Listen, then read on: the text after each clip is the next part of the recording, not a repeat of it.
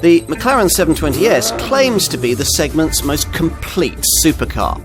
More capable, more compliant, and more complete than anything the brand has previously brought us. There's nothing else quite like it. This car is astonishingly, intoxicatingly, deliciously rapid, as you'd expect it would be, given that the headline of this 720S is its power figure, 720 PS or 710 bhp in old money. That's courtesy of a fundamentally revised engine that for the first time has been stroked out from 3.8 to 4 litres. A few decades ago, Formula One cars couldn't give you that kind of power. Now true, you do have to work to get everything this new era M840T power plant has to offer. Peak torque of 770 Newton meters isn't delivered until you get to 7,500 RPM. But it's worth it, even if the V8 isn't quite as thundery as you might hope it would be. But all that pales into insignificance once you start to crunch the numbers. The 3-second dead rest to 62 miles an hour sprint time that applies to the old 650S and this current model's Ferrari 488 GTB arch rival gets reduced by this 720 to just 2.8 seconds. Top speed is 212 miles an hour. And that means that in real terms you're getting hypercar performance for supercar money.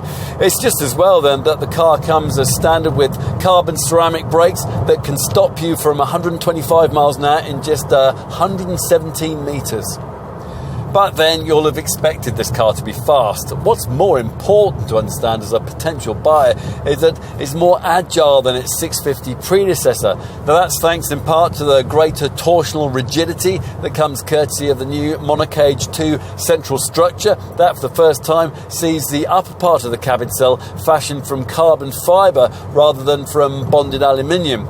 And also helping here are the elements that set this 720S apart as a Super Series McLaren. So first, you get special active aerodynamics, and they're delivered this time around via an even more enormous hydraulically operated rear wing. Plus, there's a sophisticated chassis control system, Proactive Chassis Control 2, which removes the need for anti-roll bars by hydraulically linking the dampers and which constantly analyses body angle and wheel motion before adjusting the suspension dynamics accordingly. If you want to influence things yourself, a press of this centre console active button allows you to use 2 rotary controllers for handling and powertrain that give you selectable comfort, sport and track options. As well as varying the exhaust note, these affect steering feel, stability control thresholds and gear change timings for the 7-speed dual-clutch paddle-shift transmission. Now, impressively, one of the things we've liked most about this car is the extent to which it's possible to enjoy it when you're just cruising around. That's aided by excellent all-round visibility from the teardrop-shaped canopy and ride quality that makes long-distance travel more pleasurable than it would be in rivals. Running costs won't be for the faint-hearted though. Now in theory you can eke a combined fuel consumption figure of 26.6 miles per gallon out of this car. In practice, well, forget it. And the same goes for the 249 grams per kilometre CO2 rating. Street-side presence. Every supercar needs that, and this one has it. The aluminium bodywork is shrink-wrapped around a carbon fibre structure to create a lean, sculpted shape that fuses visual drama, state-of-the-art technology and aerodynamic purity. Designer Rob Melville says it was inspired by the great white shark. We should talk about these dihedral doors. After all, if you buy this car, your friends will. They're not the same as the ones McLaren's offered before. The 80-degree opening angle is lower. That's to help in underground car parks. And they require 155mm less space at the side than is the case with the lesser 570S model. That increases accessibility when you're parked in tight spaces.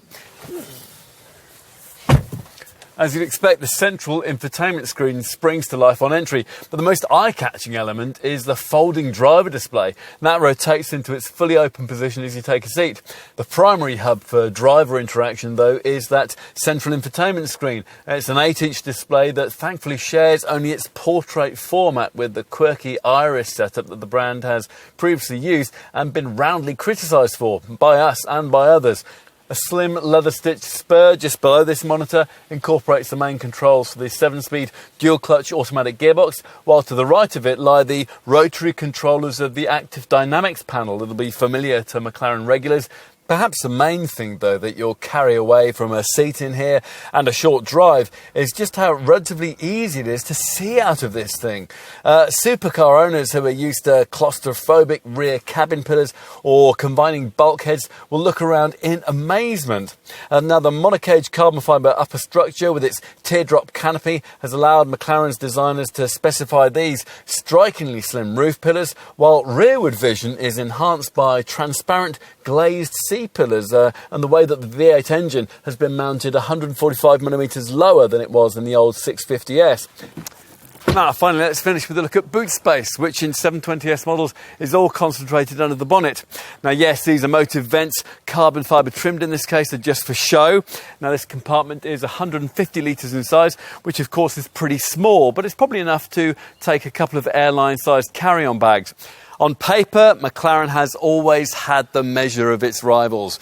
In reality, though, its offerings have often lacked the emotive drama that characterises the market's most desirable supercars. So it's refreshing to report that the 720S delivers exactly that. Buyers gave the brand a wish list of 650S improvements, and the combination of these, along with the latest in mind-warping technology from Woking, has produced a world-class result. It redefines what a supercar should be. Beautifully.